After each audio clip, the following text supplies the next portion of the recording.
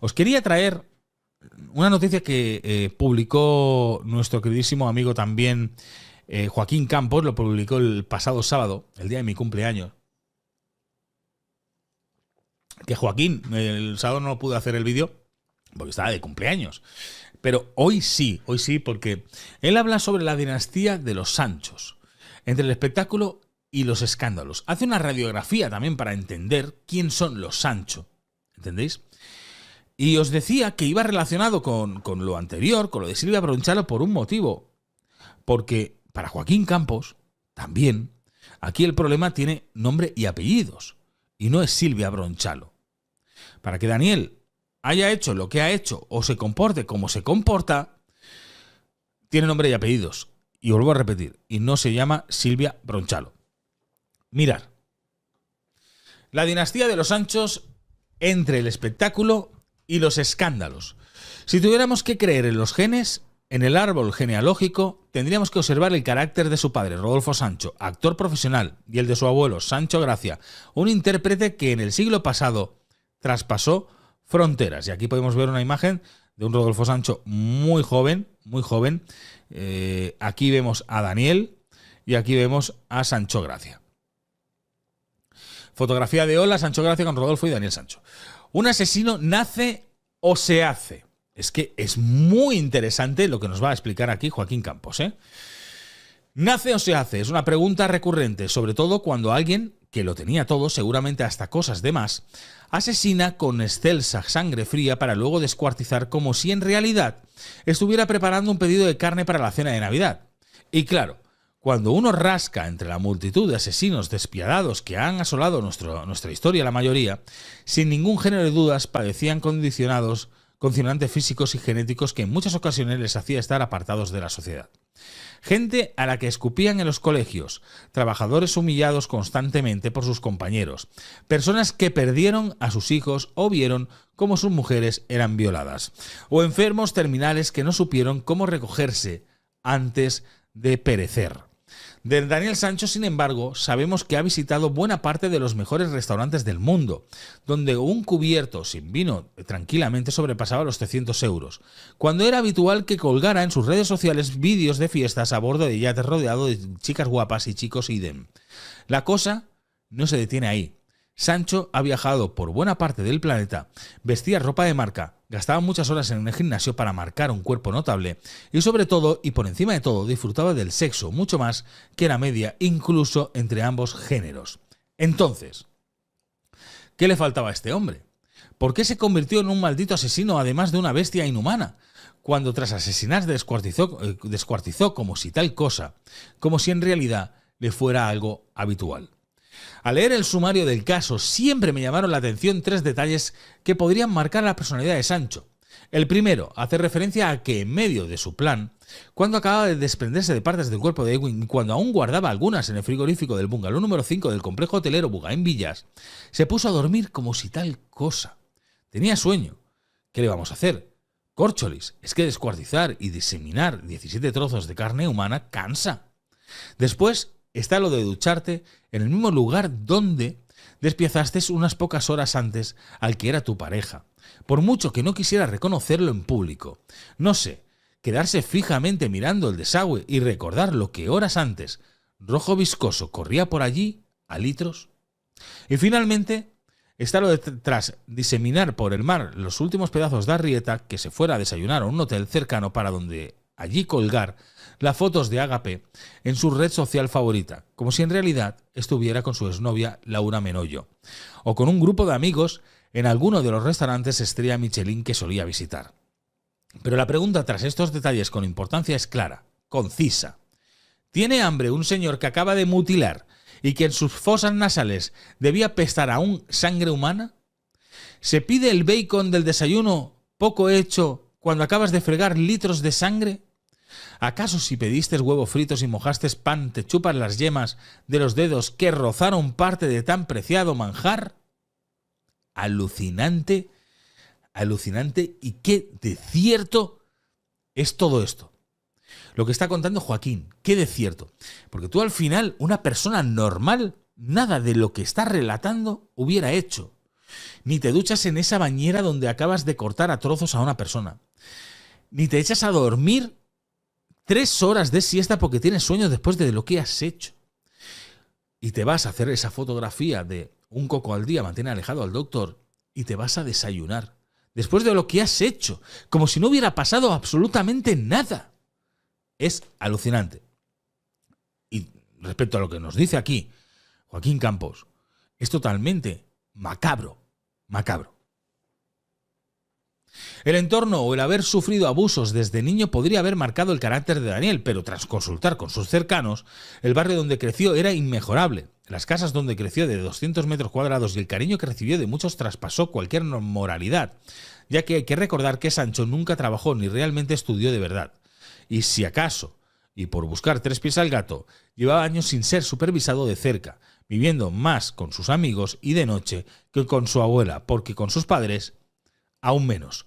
Claro, que en el supuesto chaval acaba de cumplir 30 años, o sea, es un ser adulto, que aunque muy pijo e inmaduro, no era un niño de 12 años harto de ver videojuegos nipones donde sus héroes clavan espadas a sus enemigos.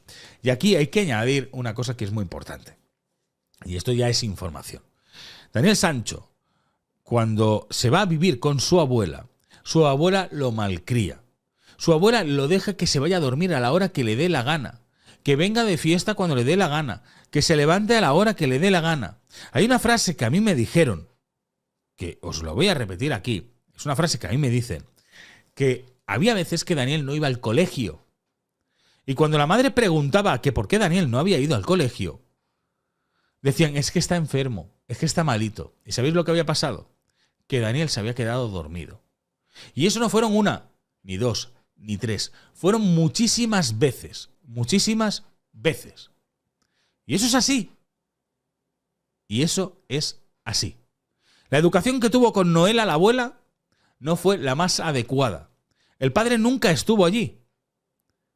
El padre viajaba, grababa, y el padre nunca estuvo allí. Él, Daniel, quiso irse a vivir con su abuela porque su madre tenía mucha disciplina. La madre decía, no, a las 8 hay que irse a dormir. Y a las 8 Daniel tenía que irse a dormir. Y le arrebataron al niño. Hay que decirlo claro, ¿no? Y le arrebataron al niño. Y se lo quedó Rodolfo. Con Noela. Y Noela fue la que le dio la educación. Esa educación que os estoy contando. Una educación que se podía hacer Daniel lo que le diera la gana. El árbol genealógico. Si tuviéramos que creer en los genes, en el árbol genealógico tendríamos que observar el carácter de su padre, Rodolfo Sancho, actor profesional, y el del abuelo, Sancho Gracia, un intérprete que en el siglo pasado traspasó fronteras. De la madre hablaremos al final. Comencemos por el padre. Se sabe poco de la vida privada de Rodolfo, pero desde que su hijo asesinó y descuartizó, hemos comprobado que su narcisismo es apabullante. Que lo mismo bajaba del tribunal donde Daniel se jugaba una pena de muerte sonriendo como por dinero, y no precisamente poco, organizaba unos cuantos capítulos para una plataforma audiovisual americana donde él, quién si no, sería el protagonista. Y ahora juguemos. ¿Conocen algún caso en donde el padre del asesino y descuartizador haya sido el que se haya forrado? En términos lucrado, no alcanza a explicar toda esta pobredumbre, mientras se interpretaba a sí mismo en un true crime expedido ad hoc. Ni contesten, ha sido la primera vez que esto ha ocurrido y seguro que será la última. De Rodolfo Sancho también sabemos que ha tratado de comprar a testigos falsos para aclarar contra el mutilado y diseminado en una isla en la que no duró vivo ni 70 minutos, que ha insultado gravemente a ese niño, a ese mismo señor al que mató a su hijo, el cual no se podía defender en sus descalificaciones. Y quién sabe si hasta participó del supuesto intento de compra, en realidad estafa, para que haya aprendido del tribunal que decidía el caso que ha llevado a su hijo a la cadena perpetua y gracias.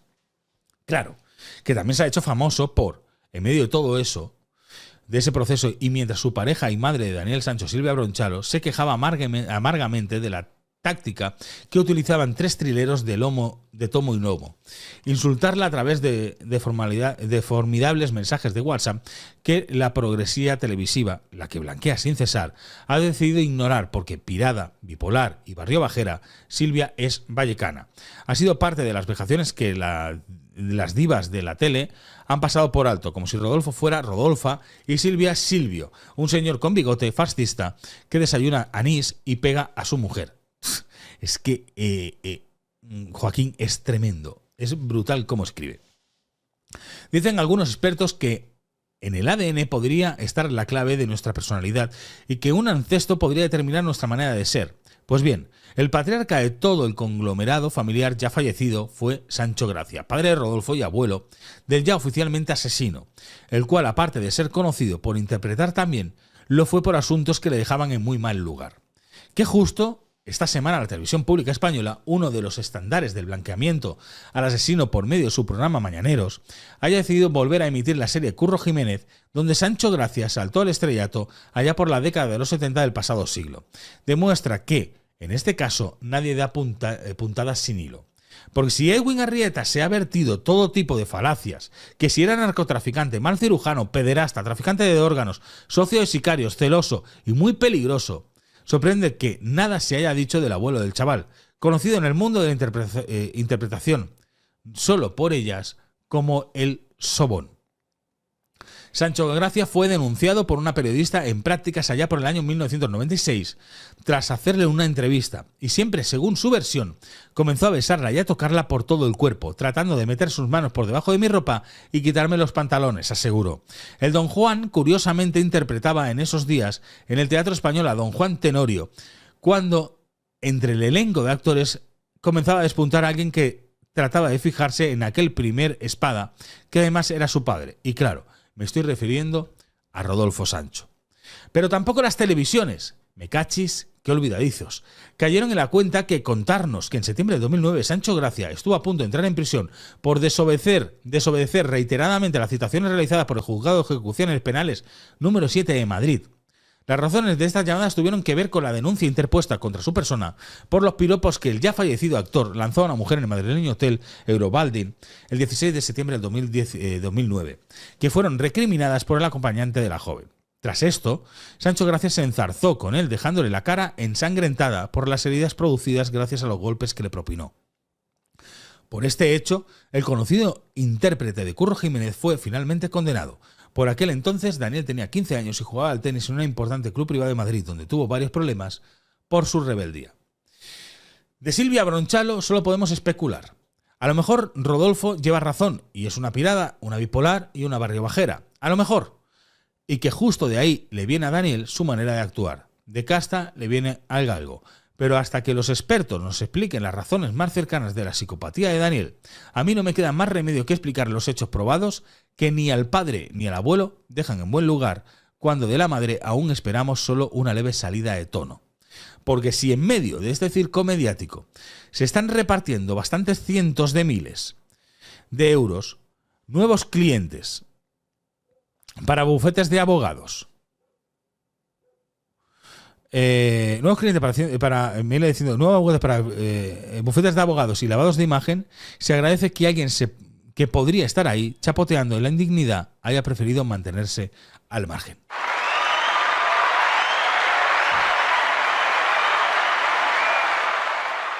Más claro el agua. Tal y como lo redacta aquí Joaquín Campos, me parece una auténtica maravilla. Una auténtica maravilla lo que Joaquín Campos nos acaba de escribir aquí.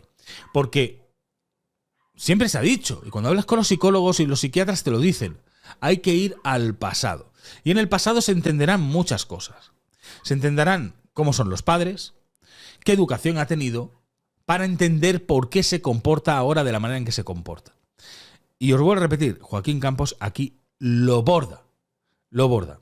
La dinastía de los Sanchos entre el espectáculo y los escándalos. Os recomiendo que vayáis a verlo, que le deis mucho apoyo a Joaquín Campos en Twitter, que le sigáis en Twitter, que compartáis esta noticia, porque para mí es bestial. Lo ha bordado Joaquín Campos. Ha hecho un análisis de quién es Rodolfo, de quién era Sancho Gracia y de quién es Silvia Bronchalo, que aún estamos esperando esa salida de tono por parte de Silvia Bronchalo. Y por consiguiente, ¿quién puede ser Daniel Sancho? Ya sabéis, dejadme aquí abajo en la cajita de comentarios vuestro punto de vista al respecto. Me decís qué es lo que pensáis ¿Qué os ha parecido este análisis de investigación de Joaquín Campos?